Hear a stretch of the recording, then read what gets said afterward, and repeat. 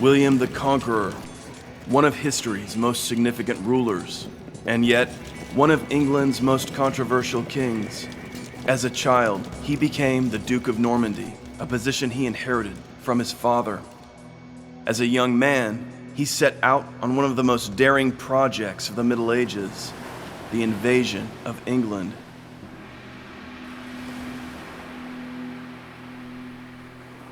At Hastings, the charge of William's Norman knights was pitted against Harold Godwinson's axe-wielding infantry.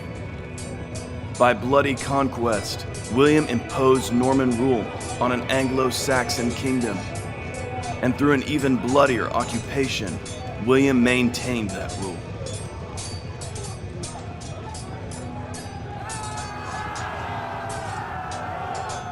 Down to this very day, the controversy persists.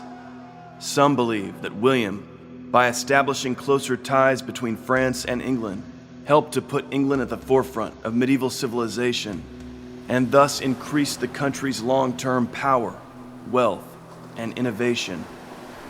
Others view William as a hostile invader who despoiled English law, imposed an unjust foreign tyranny, and inflicted decades of horrific suffering on the English people.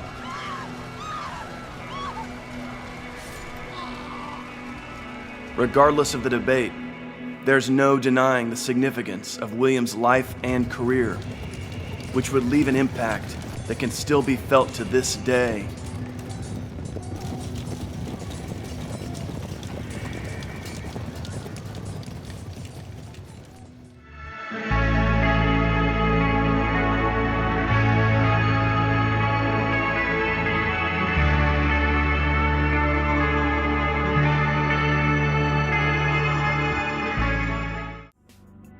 William's father was Duke Robert the Magnificent. By the 1030s, when William was a small child, he was already being treated as his father's potential heir. In 1035, William, probably only 7 or 8 years old, took part in a ceremony in which he acknowledged his father's grant to an important Norman noble. During this ceremony, William received a blow. This was meant to be a physical manifestation of the pact to which all could refer in the future should any disputes arise. The Normans believed that a small boy would remember the agreement better by the blow he'd endured. It's surprising to moderns to imagine a child being subjected to such a ritual, and yet for the Normans, this was vital to the initiation of their sons into the world of knightly politics, in which the mutual obligations between vassal and lord were at the heart of society. As son of the Duke, William received a princely education. With his tutor, he learned basic Latin. He also was educated in the ethics and traditions of the Norman elite. And of course, William was trained to be a knight, perfecting the art of cavalry warfare, at which his people excelled. He learned to fight in a group of mounted Normans. He was taught to steer hot-blooded war horses while wielding his shield and lance. A good portion of William's education came from his own father, Duke Robert, who personally imparted his skills to his son. Like all medieval princes, William was brought up with a group of aristocratic boys who would become the central core of his knights. Among these were his cousin, Guy of Burgundy, and William Fitzosborne, both of whom were like brothers to William. In 1035, Duke Robert decided to make a pilgrimage to Jerusalem. This alarmed the Norman nobility, who feared the Duke might die during this voyage, opening the door to instability at home. Robert made meticulous preparations for his departure. He held an assembly of all the Norman magnates, presenting them with his son. The Duke named William as his heir and asked the nobles to accept him as lord. Despite William's tender age, the Normans gladly gave him their fealty, a testament to their confidence in Robert. In Norman society, a ruler could designate his heir, but he must also gain the agreement of the great men of the realm. Unfortunately, the worst fears of the nobles came to pass. In July of 1035, Duke Robert died while returning from Jerusalem. This was a great blow to William, who revered his father. Although the nobles confirmed William's succession as Duke of Normandy, the reign of a minor was inherently tumultuous, and many anticipated troubled times. In introducing this phase of William's life, the chronicler William of Malmesbury quotes a passage from the Bible, Woe to the land whose king is a child. William's relative, Count Gilbert of Brienne, was named chief guardian of the 8-year-old Duke. William's protectors tried to maintain stability, but by the 1040s, many nobles were settling their rivalries through bloody private warfare, and the young Duke's representatives had little power to stop them. The violence was spilling into the ducal court. Some factions saw the minority as a prime opportunity to either seize control of the child ruler or eliminate him, whichever might better serve their ends. Gilbert of Brienne was killed within months of attaining his post. In the early 1040s, an assassin managed to enter the child duke's quarters and slay Osborne the Steward, one of William's primary guardians. Some accounts claim that Osborne was stabbed to death in William's own bedchamber as he lay sleeping. One can only imagine what sort of an impact such experiences would have had on a small boy. William would have learned quickly that he'd been born into a world of ruthlessness and that survival required him to discover his own ruthlessness. Above all, he vowed that one day he would, like his father, impose order through strong rule.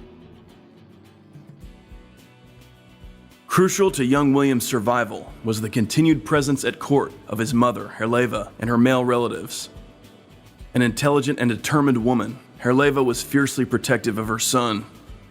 Some accounts claim that her brother, Walter, slept beside his young nephew to ensure his safety, and occasionally had to flee with the boy in the dead of night to protect his life.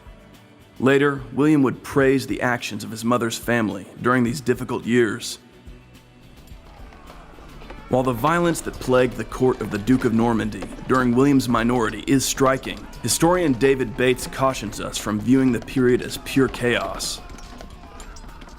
The upper Norman nobility struggled with one another for control of the duchy's future, but their feuding was governed by a strict code which limited the brutality. Bates calls this culturally structured violence. As an example, Bates points to the slaying of Osborne the Steward, which was committed by the son of a nobleman called Roger of Montgomery.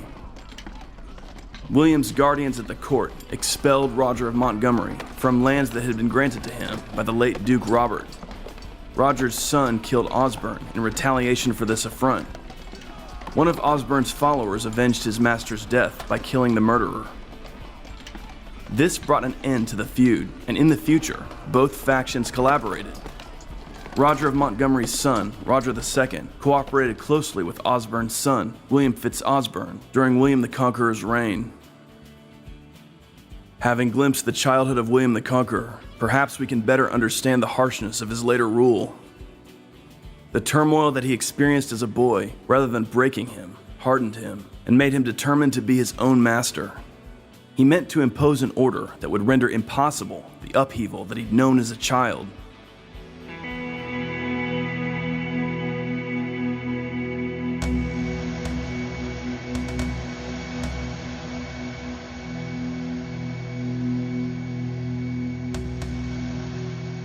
To many, William's plan to conquer England must have seemed like some mad, desperate quest. He planned to invade one of the wealthiest and strongest kingdoms in northern Europe. Some of his advisors took a realist position and urged him to abandon the project, but history is rarely decided by realists. On one side of the English Channel lay the Duchy of Normandy. Its ruler was Duke Robert I, a descendant of Vikings, known to some as Robert the Devil, and to others Robert the Magnificent. At his court, Duke Robert fostered a young exile, Edward, son of a deposed English king. The boy Edward would himself eventually become Edward the Confessor, King of England. In 1035, Duke Robert died while returning from a pilgrimage to Jerusalem. His illegitimate son, William, took the throne. Viking blood and a turbulent youth gave William a hard, practical personality. But he was also a man of considerable vision, able to foresee opportunity where others saw only danger. William's early years were spent overcoming rebellious vassals and resisting attacks by his own overlord, the King of France. By 1060, William had secured Normandy from internal and external dangers. His thoughts increasingly turned to an invasion of England, so seductively close, just beyond the narrow English Channel. William already had some ties to England. His father's one-time ward, Edward the Confessor, had become King of England in 1042. Edward has often been described as a withdrawn and unwarlike man. The kingdom's true power lay with Edward's brother-in-law, Harold Godwinson, one of Anglo-Saxon England's leading nobles, who acted almost as a second king. When Edward the Confessor died childless on January 5th, 1066, the Anglo-Saxon nobles selected Harold to take the throne. Harold, who had been at Edward's side as he took his final breaths, insisted that the late king had said that he wished him to succeed to the throne. Harold Godwinson quickly proved to be an energetic and formidable ruler. In September of 1066, he defeated an invasion led by Harald Hardrada of Norway, a fierce adventurer king of the old Viking variety. Meanwhile, in Normandy, Duke William's own army was too small to invade England alone, and so he worked tirelessly to recruit allies. Brittany, Flanders, and even the new Norman states of southern Italy would all contribute troops to William's coalition. But William also sought spiritual legitimacy for his campaign. A Norman embassy visited Pope Alexander II in Rome, arguing that Harold Godwinson was an usurper, and that in fact, Edward the Confessor had promised the throne to William during a meeting between the two in 1051. The claim was not entirely outlandish, as Edward and William were distant cousins, and Edward had taken refuge at the court of William's father. Pope Alexander decided to endorse the invasion. William had already proved himself a reliable supporter of the papacy's reform effort, and this made him an attractive ally. The Pope sent William a papal banner to carry into battle. She was around the world, off the waltzing days in Maidenhead. The Bayeux Tapestry illustrates the intense preparation for William's campaign. The gathering of men and horses, the felling of trees for the building of ships, the loading of provisions. At last, on September 27, William's ships were launched across the Channel. The Norman army landed at Pevensey and soon established a base at Hastings. The Battle of Hastings was fought on October 14. Harold organized his troops in front of a forest, and at the top of a steep slope. The enemy would be forced to attack uphill. The Anglo-Saxon warriors, housecarls, fought as an infantry force, standing in a tight shield wall formation, ready to smash at any attacker with their enormous axes. William hoped to overwhelm the Anglo-Saxon infantry with Norman cavalry. On their fearsome war horses, Norman knights were formidable indeed, able to deliver a devastating charge, famous for shattering infantry formations. After his archers unleashed arrows at the sturdy housecarls, the Norman knights moved in. At first, the housecarls did indeed hold the advantage, beating back Norman charges as quickly as they were deployed. The fighting was fierce and bloody. Confusion began to spread through the Norman ranks, and at one point, rumors spread that Duke William himself had been slain. This caused one Norman contingent to fall back in a panic, but William himself rode out to rally them, famously lifting up his helmet to show his face, crying out, I live, and God willing will conquer still." Seeing their enemies break, some of the English rushed to give pursuit. When the Normans rallied, they defeated these English divisions. Later, William organized a number of feigned retreat maneuvers, which drew more English troops into pursuit, allowing the Normans to swing around and crush their pursuers. Late in the day, King Harold himself fell in battle, traditionally from an arrow wound to the eye. This proved to be the decisive moment. Many of the English troops broke and fled, though the royal bodyguard stood firm, fighting to the death. The Norman cavalry mowed down the fleeing troops. The battle was over. The Normans were victorious. Duke William was now William the Conqueror. The field was littered with corpses, but William searched for the body of Harold, so battered and bloody as to be virtually unrecognizable. William apparently had the body of the last Anglo-Saxon king buried by the sea, since Harold had so strongly stood in defense of the coast. William's victory at Hastings was only the beginning of the Norman capture of England. Some of the Anglo-Saxon nobility tried to resist his conquest, but William harried the countryside, brutally suppressing any resistance. Ultimately, William was crowned king on Christmas at Westminster Abbey, and so began the age of Norman England.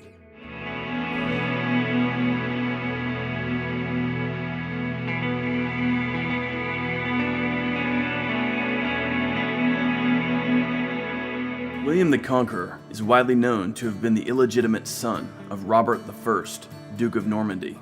In light of the earth-shattering Norman conquest of England in 1066, much has been made of the circumstances of William's birth. Was this Norman upstart, who took England by force, even the rightful Duke of Normandy? Over the centuries, William's detractors have delighted in pointing out that he was supposedly born on the wrong side of the sheets. But how accurate is this idea? Today, on Real Crusades History, we will explore this question.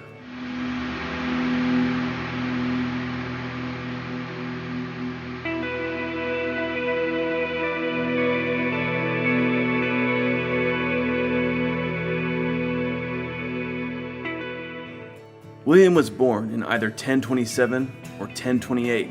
His father was the Duke of Normandy, Robert the Magnificent. His mother was Herleva, a Norman maiden of obscure origins. Herleva most likely sprang from the ministerial class, the urban bourgeoisie from which the Norman dukes traditionally recruited their lesser court servants. Tradition holds that Robert was deeply attached to Herleva, and that the two enjoyed a close relationship. One fanciful story describes Herleva, after lying with the Duke, dreaming of a tree that sprang from her body and covered the whole of Normandy. However, Robert and Herleva were never married according to the rules of the Christian Church. Today, people wonder at this illegitimate son becoming not only Duke of Normandy, but King of England. But how did the Normans of the mid-11th century, William's contemporaries, view the relationship between his parents?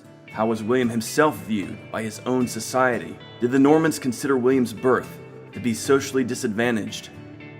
The 11th century was an age of great change. The centuries-long integration of Roman, pagan, and Christian heritage into the civilization of Christendom was reaching its apogee. The Normans themselves were latecomers to this process, having recently been pagan Vikings. Increasingly, they were conforming themselves to church law, and yet many old traditions persisted. The Historia Normanorum, written in the late 10th, early 11th century by Dudo of St. Quentin, contains a highly revealing eulogy on Christian marriage. The language shows that the Normans were determined to portray themselves as models of Christian legitimacy. For the Normans, Christian marriage was now clearly the ideal, and yet the keeping of concubines endured. William's great-grandfather famously married Gunnar after having kept her as a concubine.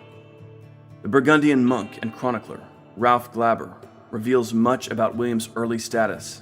He tells us that while Duke Robert had no son born of a Christian marriage, it was a long-standing custom of the Normans to take their rulers from among the sons of their chieftains' concubines.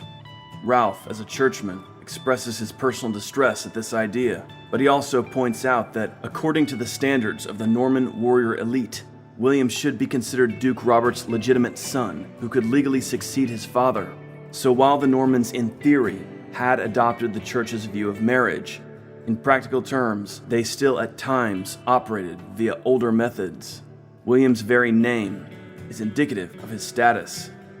The naming of noble children was not a random affair in the medieval era. A high-ranking family drew upon a collection of names to indicate status, and William's name was certainly among the ducal stock. Historian David Bates says that any notion of William having a socially disadvantaged childhood because of the circumstances of his birth is a total myth. It was only later, long after William's death, that his so-called illegitimacy became magnified. Had Duke Robert in fact contracted a Christian marriage with some high-born noble lady, surely any sons born to that union would have taken precedence over William. Indeed, Robert may very well have ultimately entered into such a marriage, had he not died so early in his reign while making a pilgrimage. Another possibility is that Robert might have married Herleva herself, just as his ancestor Duke Richard had married his concubine Gunnar.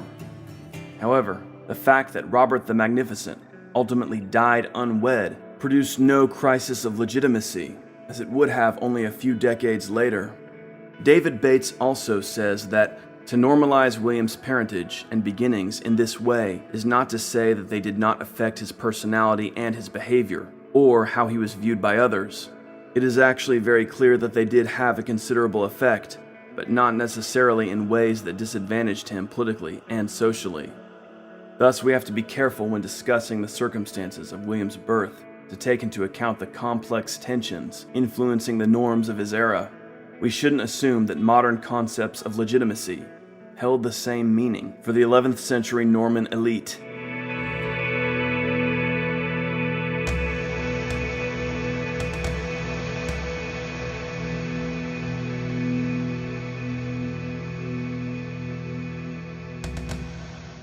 At the close of summer in 1087, William the Conqueror, the Norman duke who had wrested England from the Anglo-Saxons, lay dying at the priory of St. Gervas near Rouen. Only weeks earlier, William had been in the saddle, commanding his men in an attack on Mantes. While the town was being burnt, William had fallen ill. He'd remained active to the end, but by now, the one-time tireless warrior king was old and obese, his energy waning. The illness was serious enough that he withdrew to a sickbed at St. Gervas. As William's condition worsened, anxiety increased among his vassals. William had inherited the Duchy of Normandy from his father, but it was by a spectacular conquest that he'd seized the Kingdom of England. William destroyed England's old Anglo-Saxon power structure with ruthless violence. Northern England he'd subdued through a campaign of shocking brutality that produced masses of wandering, starving orphans. Out of this carnage, William had created a cross-channel empire, joining Normandy with England. But this new political structure was largely held together by the force of William's personality.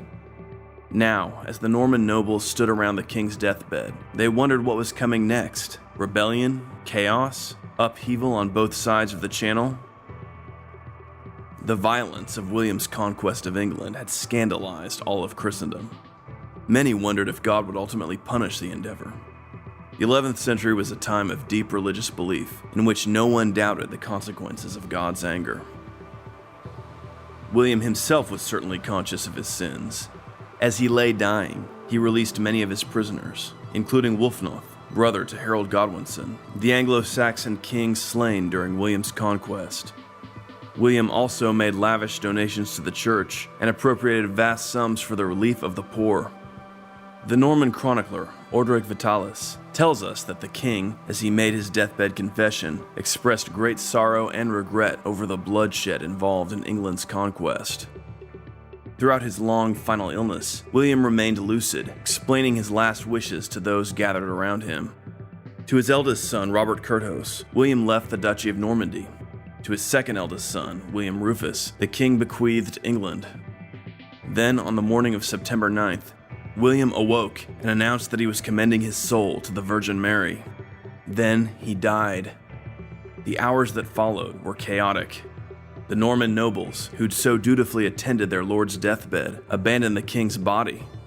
Some, expecting upheaval, rushed off to fortify their castles. Some even expelled the garrisons installed by William himself, installing their own men in their place. In the streets of Rouen, people wandered about as if in a daze, anguished over thoughts of what could be coming. William had been a hard ruler, but he'd brought stability and predictability. Meanwhile, at the Priory of St. Gervas, servants plundered the room where William had died. The body was left lying exposed on the floor. The clergymen and monks of the city, recovering from their initial shock, finally organized a funeral procession. But with all the nobles and servants having fled, there was no one to prepare the body. At last, a simple country knight, by the name of Erlewin, took it upon himself to make the arrangements. He found William's corpse lying naked in the barren room at St. Gervas, everything having been stolen, including the king's clothes.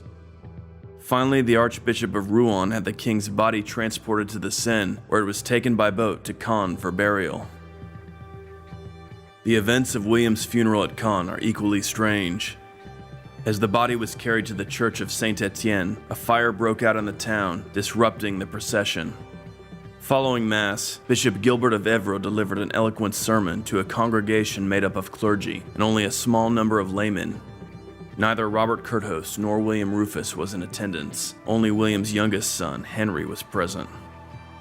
Before the body could be buried, a man called Asselin stepped forward. "This ground is mine," he proclaimed. "The king took it from me when this church was built and gave me no compensation." The clergy, judging the case right then and there, determined that Asselin was correct and compensated him. When the attendants finally began lowering the body into the grave, they found that the king's corpse was too swollen to fit into its final resting place. An attempt was made to force the body in, which caused it to rupture, releasing a putrid smell that prompted everyone to shrink back. In life, William I of England had not been a beloved king, but rather a feared one. The chaos that accompanied his death reveals something about the contradictory situation created by his career. On the one hand, he was a gifted politician who instilled order through his personal drive and determination. On the other hand, the project of the English conquest had been traumatic and devastating, and the newly established cross-channel empire seemed rife with uncertainty. As it turned out, William laid the foundations for the Angevin Empire, which would endure until the 13th century. Norman political sensibilities played no small part in this. Perhaps the most striking aspect of William's final will is the cleaving of Normandy from England. In life, the king had labored tirelessly to unite the two.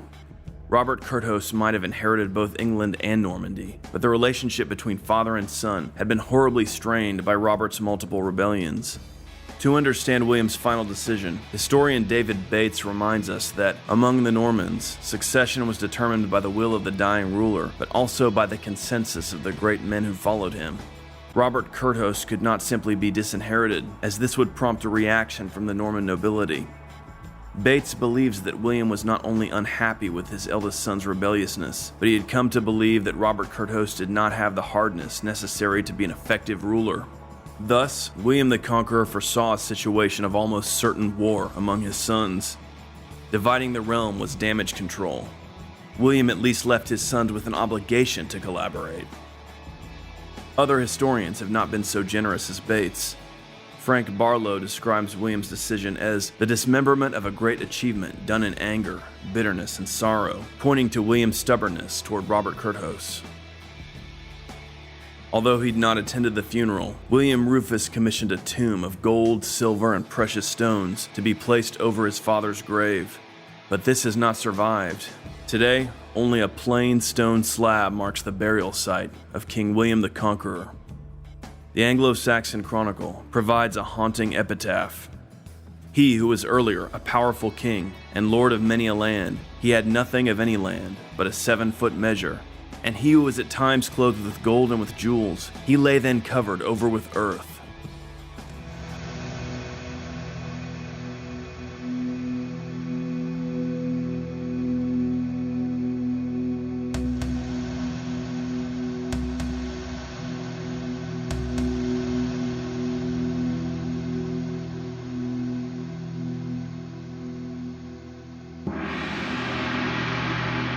Check out the Real Crusades History store for Crusades and Templar-themed t-shirts and other items.